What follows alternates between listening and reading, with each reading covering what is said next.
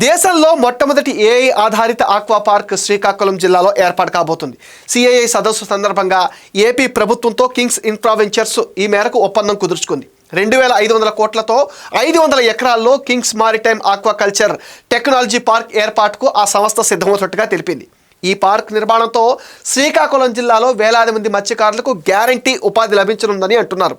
ప్రత్యక్షంగా 1,500 మందికి, పరోక్షంగా 10,000 మందికి ఉపాధి ఉద్యోగ అవకాశాలు లభిస్తాయని చెప్తున్నారు.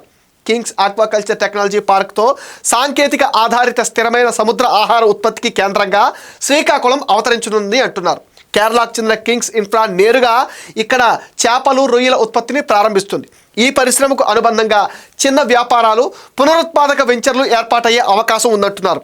మొత్తంగా సుమారు 2,000 కోట్ల పెట్టుబడితో ఆక్వా పార్క్ అభివృద్ధి జరుగుతుందని అంచనా వేస్తున్నారు.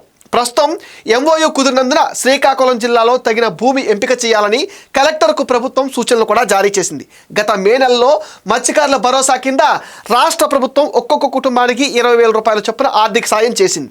శ్రీకాకుళం జిల్లా ఎచ్చెర్ల నియోజకవర్గంలో నిర్వహించిన కార్యక్రమంలో ముఖ్యమంత్రి చంద్రబాబు హాజరై మత్స్యకారులకు శాశ్వత ఉపాధి కల్పించడంతో పాటు మత్స్య సంపద పెంపకంలో వారిని నిపుణులుగా తీర్చిదిద్దుతామని హామీ ఇచ్చారు.